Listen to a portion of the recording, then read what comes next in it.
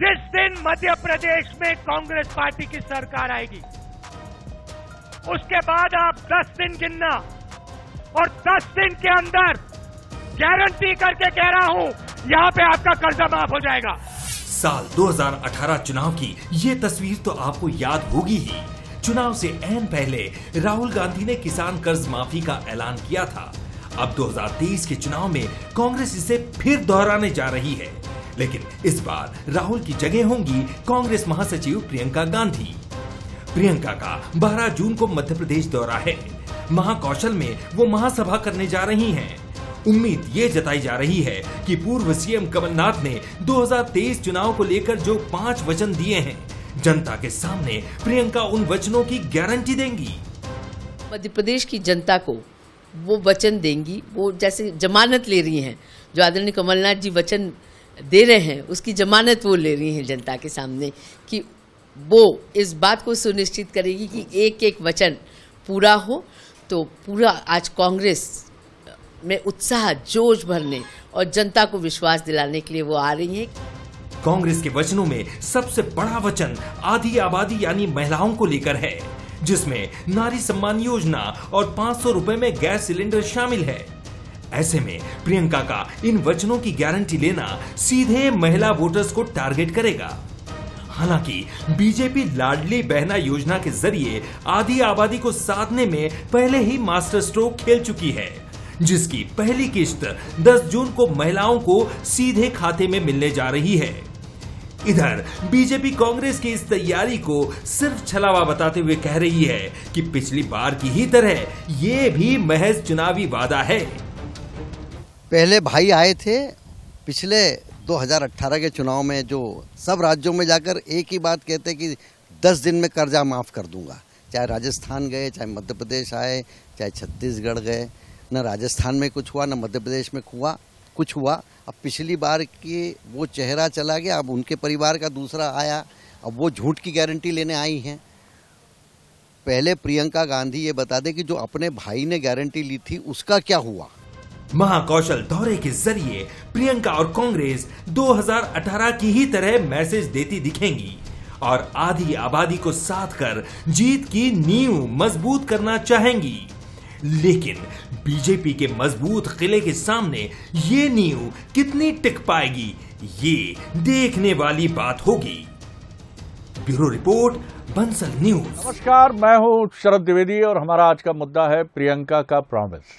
पहले उन 3 सवालों की बात कर लेते हैं। वो सवाल आज आप मुझसे सुनिए। पहला सवाल ये है कि क्या वायदे भी नेहरू गांधी परिवार के प्रतिनिधि के जरिए आगे बढ़ सकते हैं? पहला सवाल तो यही है। दूसरा सवाल यह है कि क्या प्रियंका की गारंटी बीजेपी की लाडली बहना के सामने टिक पाएगी? बहुत टफ लड़ाई है। तीसरा सवाल है, हिमाचल और कर्नाटक की तरह क्या प्रियंका गांधी मध्य प्रदेश में भी चुनाव को लीड करेंगी? क्योंकि राहुल गांधी को बहुत रणनीतिक तरीके से कांग्रेस चुनाव कैंपेन से अलग रख रही है। ये हमने देखा कर्नाटक में भी और ये हमने देखा हिमाचल में भी। तो इसका मतलब है कि प्रियंका केंद्र में रहेंगी और प्रियंका ही इस चुनाव में कांग्रेस का मध्य प्रदेश में और छत्तीसगढ़ में भी बहुत अहम चेहरा होंगे। आज इसी पर हम बात करेंगे। जो मेहमान हमारे साथ हैं उनसे मिल लीजिए।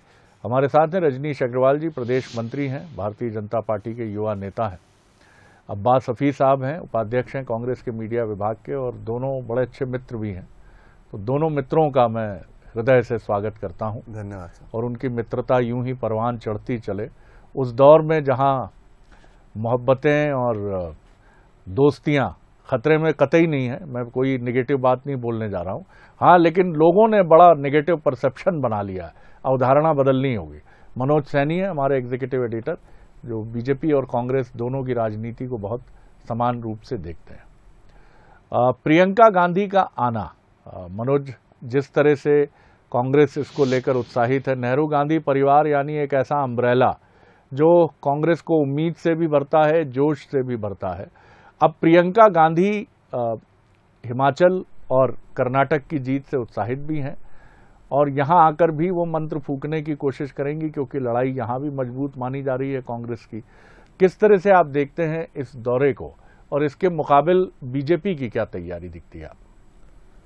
देखिए, महाकौशल से शुरुआत हो रही है, तो महाकौशल ने पिछली बार भी यानी 2018 में भी कांग्रेस को एक अच्छा प्रतिसाद दिया, वहां पर बढ़त ली थी कांग्रेस ने। ये बात अलग है कि बिंद से भारतीय जनता पार्टी को बढ़त मिल गई। तो प्रयास यही है कांग्रेस का कि महाकौशल से बिंद और महाकौशल दोनों को साधा जाए।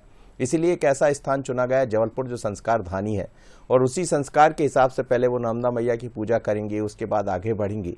तो प्रयास यही है कि कर्नाटक में और हिमाचल में एक अच्छा चेहरा के रूप में ऐसा कांग्रेस मानकर चलती है कि कहीं ना कहीं उनमें इंदिरा की झलक दिखती है। और ये वो सब क्षेत्र है जिसमें कहीं आदिवासी अंचल भी जुड़ा है। शरद जी चाहे डिंडोरी की बात करें, मंडला की बात करें, इसीलिए प्रियंका गांधी को बड़ी एक रणनीतिक तौर पर वहां पर लाया गया।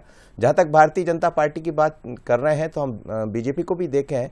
खुद शिवराज सिंह चौहान बार बार जबलपुर जा रहे हैं, वहां पर जाकर कई तरह की योजनाओं की शुरुआत कर रहे हैं।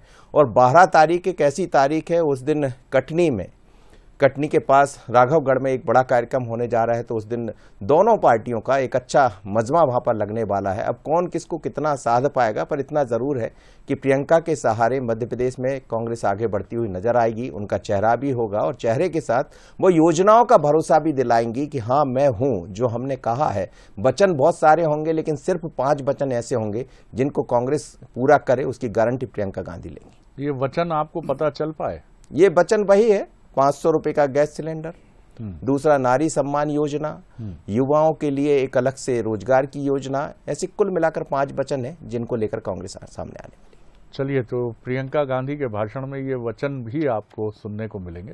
रजनी जी, बीजेपी किस तरह देख रही है? नेताओं का आना होगा ही, दोनों ही पार्टियों के दिग्गज नेता अब मध्य प्रदेश आएंगे। ये कोई ऐसी घटना नहीं है कि जिसको आप कहें कि बहुत महत्वपूर्ण है। इसमें बड़ा शक्ति संचार दोनों पार्टियों में हो जाएगा, क्योंकि लड़ने वाले योद्धा तो इसी प्रदेश में हैं और उन्हीं के कंधों पर ये पूरी लड़ाई है। बाहर से उत्प्रेरक के रूप में बीजेपी और कांग्रेस के नेता आएंगे, वो भी मंत्र फूकेंगे, लेकिन असली लड़ाई तो बीजेपी को लड़नी है और कांग्रेस को लड़नी है। फिर भी प्रियंका गांधी का आना कांग्रेस को उत्साह से भरेगा ही, जैसा नरेंद्र मोदी जी या जेपी नड्डा जी या फिर अमित शाह जी का आना बीजेपी को उत्साह से भरता है। किस तरह देखती है बीजेपी प्रियंका जी के दौरे को? और ये 5 वचन, जैसे पिछले बार हमने दिखाया कि राहुल गांधी कह रहे थे कि जैसे ही अगर सरकार आती है तो सबसे पहला काम ये होगा, तो इस बार भी हो सकता है उसी तर्ज पे कुछ आगे बढ़ने की कोशिश हो। देखिए, आदि बात तो मुझे लगता है आपने सवाल पूछते ही साथ ही कह दी।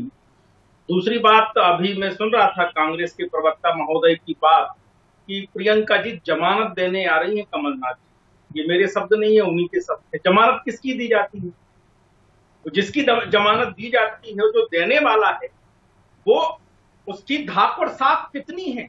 किस प्रदेश में, जिस प्रदेश की वो प्रभारी थी, उत्तर प्रदेश, अमेठी में अपने भैया राहुल गांधी की जमानत देने गई थी। राहुल गांधी के चारों खाने चित हो गए। रायबरेली में एक विधानसभा सीट भी प्रियंका गांधी जी कांग्रेस की झोली में नहीं डाल पाई।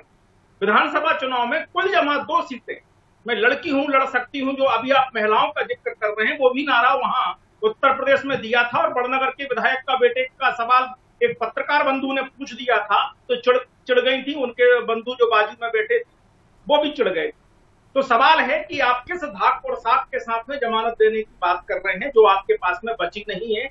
जहां के आप प्रभारी रहे हैं, वहां का आपका पूरा चिट्ठा सबके सामने है। जो बात आपने कही कि निश्चित तौर पर जो यहाँ लोग काम कर रहे हैं कांग्रेस के, उनकी क्या वैल्यू है, मेरे शब्दों में मैं कह रहा हूं, पर उनका चुनाव लड़ना होगा। वो कैसे लड़ते हैं, दारोमदार पूरा इसी पर होगा। और स्वाभाविक है कि जो बातें कही जा रही हैं, वो 2018 में किए गए वादे, किए गए वचनों का क्या हद होगा, किसी से छिपा हुआ नहीं है। आज भारतीय जनता पार्टी की सरकार तत्परता के साथ में, तेजी के साथ में काम कर रही है। और जिन महिलाओं के बारे में आप बात कर रहे हैं, तो पोस्ट इलेक्शन सर्वे, एनालिसिस, तमाम प्रकार के राजनीतिक पंडित, पत्रकारों के विश्लेषण ये बताते हैं कि एक, महिलाओं का ट्रेंड वोट करने के प्रति बड़ा है, यानी महिला मतदाता तेजी से वोट कर रही है। दूसरा, महिला मतदाता भाजपा को वोट कर रही है। ये सेफोलॉजिस्ट का कहना है, उन तमाम प्रकार के विश्लेषकों का, पत्रकारों का कहना है। और तीसरा, जो भारतीय जनता पार्टी की डबल इंजन की सरकार है, राज्य की और केंद्र की, उनके प्रति अपनी आस्था बता रही है, कमिटमेंट जता रही है, उनके साथ खड़ी हो रही है। और ये बात लगातार अलग अलग चुनाव में सिद्ध हुई है और इनको तथ्यों के आधार पर हम प्रूफ भी कर सकते हैं, आसानी से देख सकते हैं।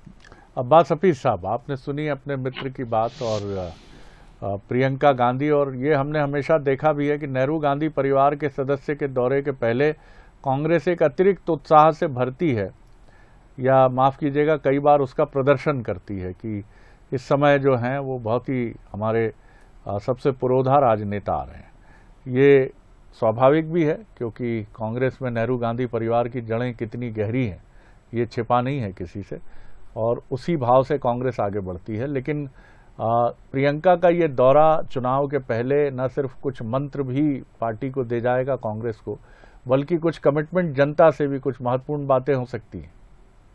शरद जी, बिल्कुल आपकी बात सही है कि जब गांधी परिवार का कोई सदस्य आता है तो इसमें कोई दो राय नहीं है कि हमारा उत्साह बढ़ता है। हमारा एक कनेक्ट है हर कार्यकर्ता का, हर नेता का गांधी परिवार से, एक ऐसे परिवार से जिसने देश के लिए कुर्बानियां जो दी हैं उसकी कोई गिनती नहीं।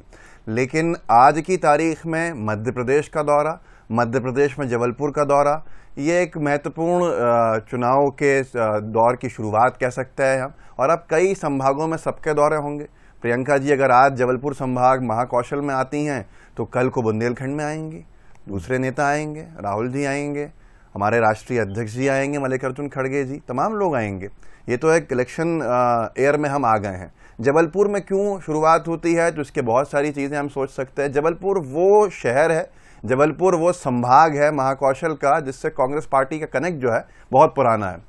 आज की तारीख में जनता ने हमें आशीर्वाद दिया, महापौर हमें चुन के दिया हमारा, और साथ के साथ में जब हमारी 2018 में सरकार बनी तो हमने जबलपुर का और दूसरे इलाकों के साथ जो बैलेंस बना के रखा वो जबलपुर की जनता जानती है। 2 मंत्री जबलपुर शहर से थे। आज बीजेपी के पास जब आए सबसे ज़्यादा उपेक्षित जो क्षेत्र है वो जबलपुर है। जबलपुर संभाग को इन्होंने उपेक्षित रखा। अजय बिश्नोई जी कह के थक गए। वहाँ पर क्या हाल है, रिप्रेजेंटेशन कितना है उसका, मेन कैबिनेट क्या ना देख लें, प्रदेश स्तर के ऊपर देख लें, हम सब जानते हैं। जबलपुर की जनता जानती है, जबलपुर संभाग के लोग जानते हैं। आज महत्वपूर्ण है उस शहर में जाना, उस क्षेत्र में जाना जिसको इस बीजेपी की सरकार ने उपेक्षित रखा हो, उनकी बात को सुनना और उनसे आगे की पूरी रणनीति पे चर्चा करना, वो क्या चाहते हैं, उनकी क्या परेशानियां हैं, उनकी क्या समस्याएं हैं और हमारे पास क्या विजन है। तो ये कह सकते हैं चुनावी शंखनाद है और तमाम चीज़ें हैं। लेकिन आज सबसे बड़ी बात यह है शरद जी कि जो लोग सत्ता में हैं, जनता उनसे सुनना चाहती है, कहीं पर भी हो, किसी भी राज्य में हो, जहां कांग्रेस हो कहीं बीजेपी हो, कि उन्होंने किया क्या है, उनके काम क्या हैं, जवाब दें जनता के सवालों का। और जो विपक्ष में होता है, चाहे बीजेपी हो चाहे कांग्रेस हो, वो अपनी योजनाएं बताती है कि आने वाले समय के अंदर हमारे क्या वादे हैं, हमारी क्या नीति है, हम कैसे काम करेंगे।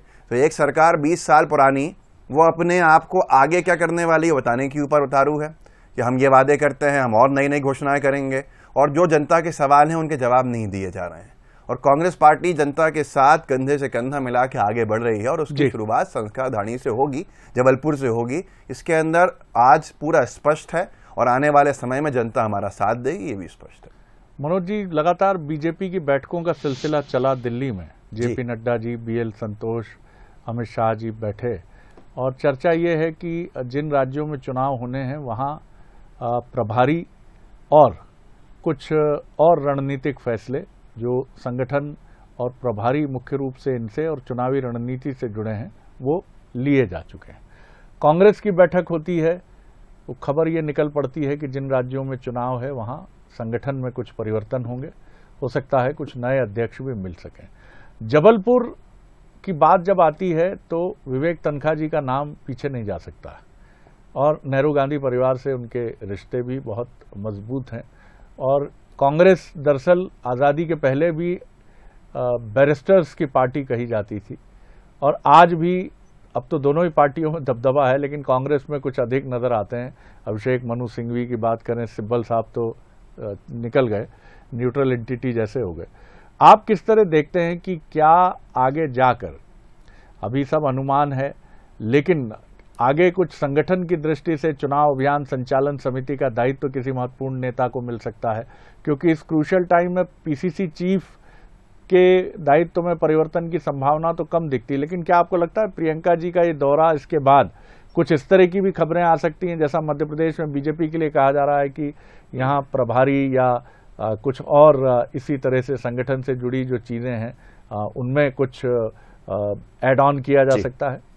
देखिए, आपने बात भारतीय जनता पार्टी की कही, लेकिन मैं शुरुआत करूंगा बड़ी खबर से कि इस वक्त जब आप मुझसे बात कर रहे हैं तो मैं आपको बता दूं कि गुजरात, पांडिचेरी और मुंबई के अध्यक्ष बदल दिए गए। यानी जो पीसीसी चीफ की आप बात कर रहे हैं वो चीज़ तो खत्म ही हो गई। दूसरा, दीपक बाबरिया को लेकर बड़ी चर्चा थी कि अब मध्य प्रदेश का प्रभारी उन्हें पुनः बनाया जा सकता है, तो उनको हरियाणा की जिम्मेदारी दे दी और दिल्ली की जिम्मेदारी दे दी, यानी वो भी नहीं हो पाएगा। तो अब मध्य प्रदेश में बहुत ज़्यादा ऐसा परिवर्तन कांग्रेस की तरफ से दिखेगा, मुझे उम्मीद नहीं है, क्योंकि वो सूची जारी हो गई है। जब आपसे बात कर रहे हैं तो अब थोड़ी देर बाद टीवी स्क्रीन पर वो नजर भी आएगी। लेकिन जहां तक अब भारतीय जनता पार्टी की बात करते हैं तो शरद जी, फिर एक बैठक होने जा रही है 11 और 12 तारीख में। ये मुख्यमंत्रियों की बैठक होगी जहां भारतीय जनता पार्टी शासित जो राज्य है उनसे बात करने वाले और चुनाव की रणनीति पर इस पर बात होगी। 3 दिन तक वरिष्ठ नेता बैठे और कई मुद्दों पर चर्चा हुई है।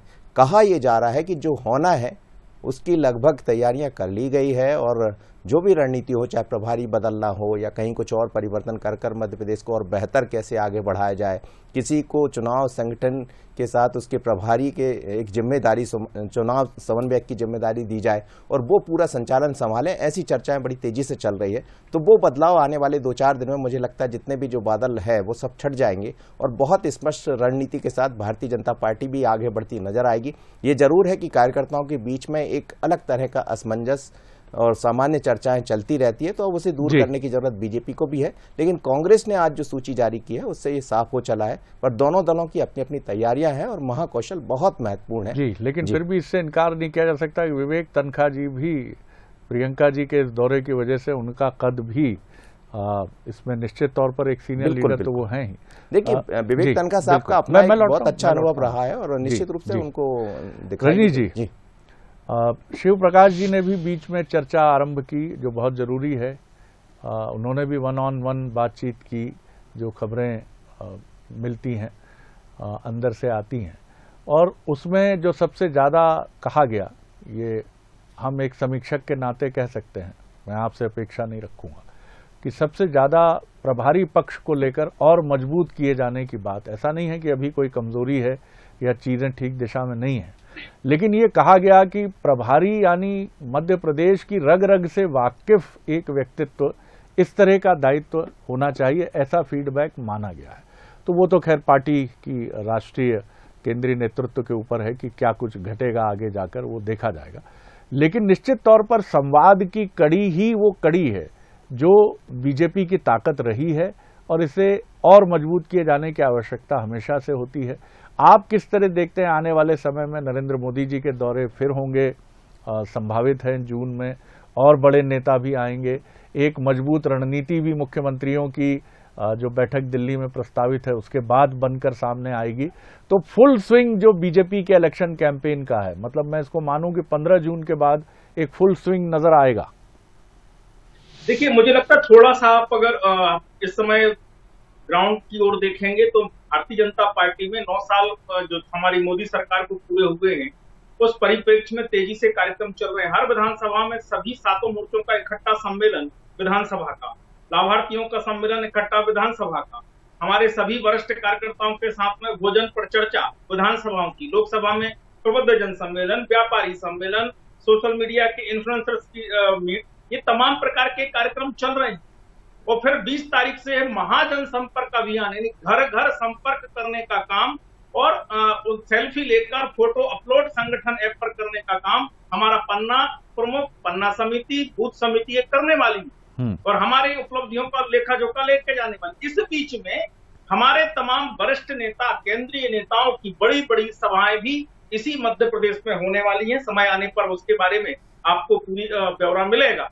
तो ये तेज गति तो जो जिसका आप बात कर रहे हैं वो तो चल रहा है मध्य प्रदेश में, और आप बूथ पर नजर डालेंगे, नीचे की तरफ नजर डालेंगे, मंडल से नीचे की गतिविधियों को देखेंगे तो हमारा कार्यकर्ता तेजी के साथ में भारतीय जनता पार्टी सरकारों की उपलब्धियों को लेकर और अपने संगठन तंत्र की मजबूती को लेकर जुटा हुआ है, काम करने में लगा हुआ है। संवाद की जहां तक बात है, जो काम करने वाला है तो काम करने वाला, काम कराने वाला और एक दूसरे के बीच में रहने वाला तो संवाद बहुत स्वाभाविक होता है। जहां अस्वाभाविक है या जहां कहीं गैप है उसको नियोजित ढंग से हम उस संवाद की कड़ी को पूरा कर रहे हैं। हमारे प्रदेश का नेतृत्व और केंद्र की जो प्रभारी रचना है, चाहे संगठन महामंत्री के नाते सह संगठन मंत्री आदरणीय शिव प्रकाश जी हो या क्षेत्रीय संगठन मंत्री अजय जामवाल जी हो मुरली जी हों, तमाम प्रकार के जो प्रवास के कार्यक्रम में अलग अलग स्तर पर मोदी संवाद का कार्यक्रम चल रहा है। जी बात जो आपने कही है तो वो निश्चित तौर पर उसी गति के साथ में है।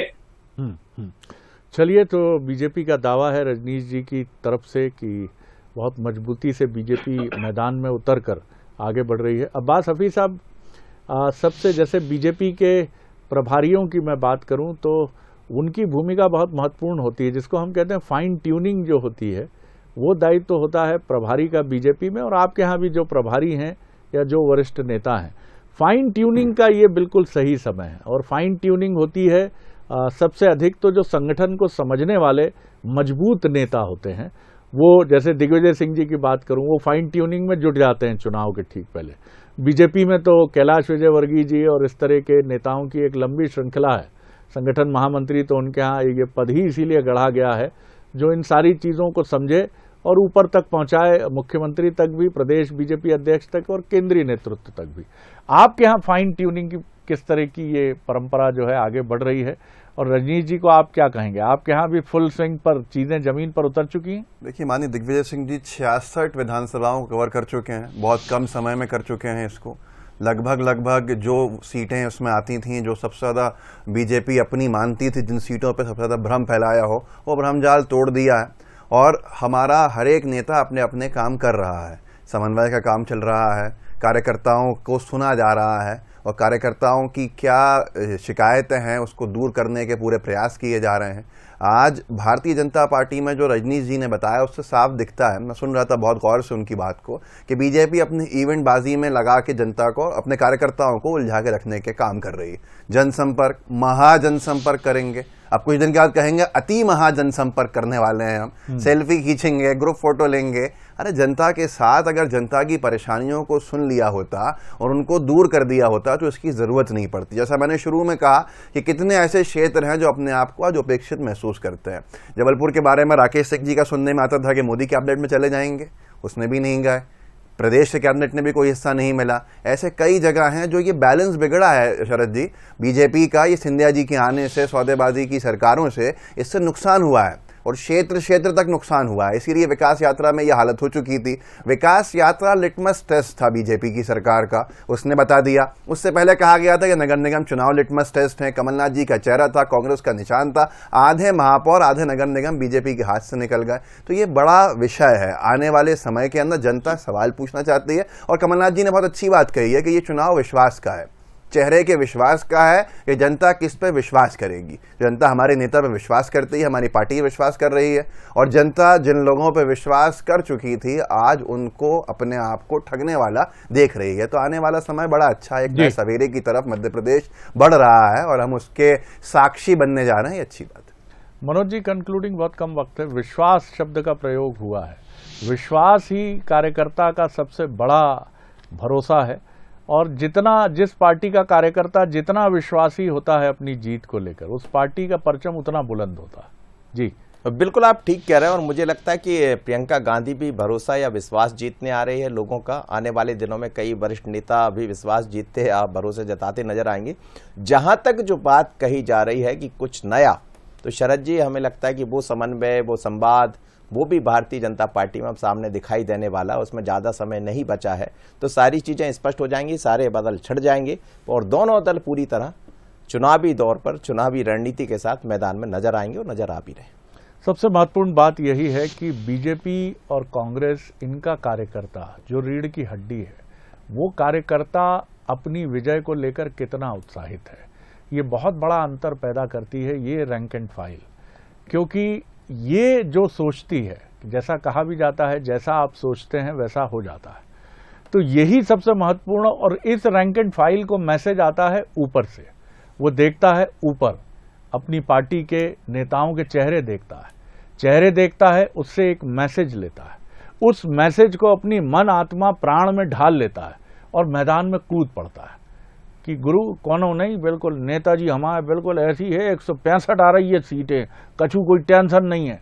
ये भाव जो पार्टी लेकर आगे बढ़ेगी, ये सबसे बड़ा दायित्व है। ये 5 महीने उन नेताओं के 5 महीने हैं जिनको अपने भीतर के अंतर्द्वंद को भीतर रखना है, ऊपर चमकते हुए चेहरे के साथ विक्रमादित्य बनकर ये कहना है कि हम शमशीर लेकर टूट पड़ेंगे, तुम लोग तो बस अपने गौरव के लिए प्राण लगाकर कूद पड़ो कुरुक्षेत्र में। तो ये आवाहन की आवश्यकता है और योद्धाओं के चेहरे चमक रहे हैं, रजनीश जी हों या अब्बास हफीज साहब हों, दोनों को, इनकी पार्टियों को बहुत शुभकामनाएं। बहुत धन्यवाद रजनीश जी, बहुत धन्यवाद अब्बास हफीज साहब, बहुत शुक्रिया मनोज जी। आगे देखिए छत्तीसगढ़ आज का मुद्दा, वोट दिलाएंगे पुरखे। नमस्कार।